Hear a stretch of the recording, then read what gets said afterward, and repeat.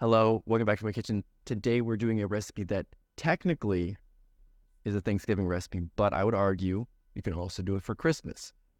The next video is going to be kind of the same way, but what we're making today is gluten-free peasant bread, which is a recipe that I made for the first time for my Thanksgiving dinner. I usually do like dinner rolls and they come out really well, but I found this recipe and I thought it looked really cool, so I wanted to give it a go. And I'm not going to spoil how it came out, so you have to stick to the end to find that out. I will say, apart from Thanksgiving and Christmas, this recipe could just, it's just fresh bread you're making, so it could make any dinner a little bit more fancy, a little loaf on the table. But what's even better about this video is I found the origin of the creation of this recipe. So we're gonna do a little peek into the past, and you're gonna see how this was invented, the first conception of gluten-free peasant bread. So I hope you enjoy. Let's cut to the clip. Excuse me, my lord. Yes, my subject, what is it that you want? I am very hungry and could use some food. Perhaps a nice loaf of bread? Very well. Baker, get in here. Yes, my lord. Make this man some bread. Of course. What kind of bread should I make? I don't know, peasant bread, whatever they eat. Just make it for him. Just do it. I also can't eat gluten. I hope that's not a problem. And now you know the origins of gluten-free peasant bread. I mean, that wasn't like a recreation. That was actual footage from the time that they found that film in a tomb of somebody. So you're welcome. That's the first time being released to the world. You're on the cutting edge of history. Now I'm sure you're just raring to go. Let's make some bread. But first we got to run through the ingredients, and then we'll get into cooking. Flour, salt, yeast, water, honey, eggs, olive oil, and white wine vinegar. So first up, we're going to combine the flour, the salt, and the instant yeast into a large bowl. Just kind of like whisk that together. Easy peasy. The recipe does recommend cup for cup as the flour of choice, which luckily I have. But if you don't have that, it kind of states in the notes, like obviously you need to add xanthan gum if yours doesn't have xanthan gum, or you might need to like more or less liquid depending on how things are acting. So just kind of keep an eye on that if you're not using the brand that they're recommending. But other than that, hopefully you should be good to go. Now in a medium bowl, we're going to combine the water, the eggs, the honey, the oil, and the vinegar. Stir that all up. Also, once again, super simple step.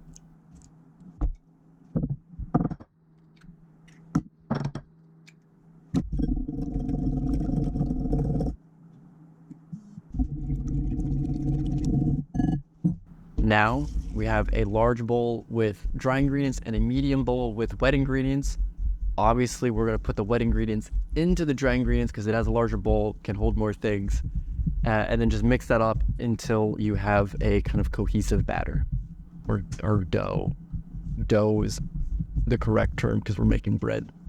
Now we're going to grease 2 quart-size oven-safe bowls. Mine are, I believe, 1.5 quarts, so not quite as small as they call for, but the next step down is smaller than 1 quart, so I figured size up is the way to go.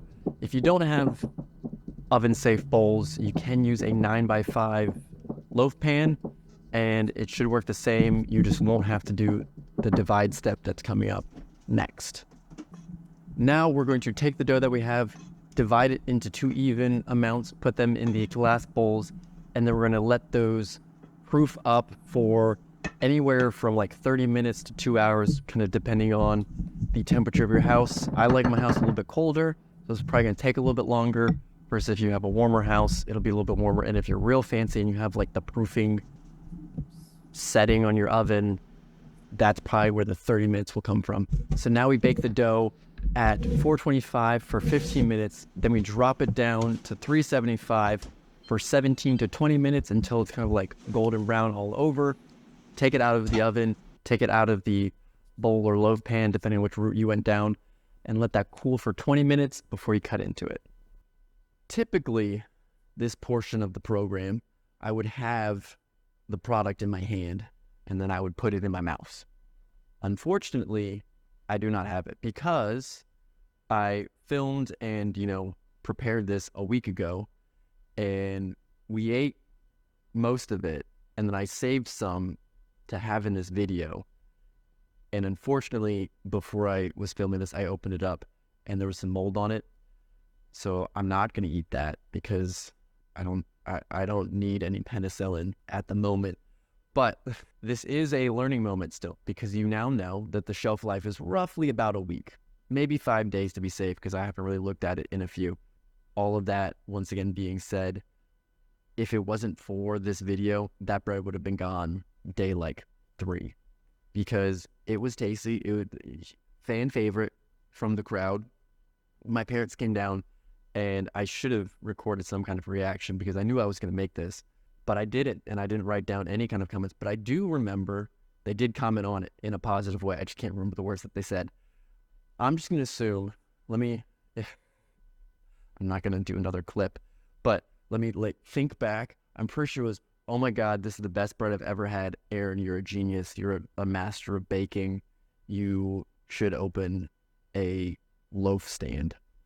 I'm pretty sure that's what they said, verbatim. This recipe I found intriguing because I've never made it before. And when I was scrolling through, I saw the shape of the loaf, and I was like, well, that seems pretty fun. And yeah, so just I never thought of baking something in a glass bowl, but to me, bread is always, well, it's not that. There's different shapes and stuff, but for something that I would make, I would always picture just being in a loaf pan. Now, looks aside, it also was just delicious.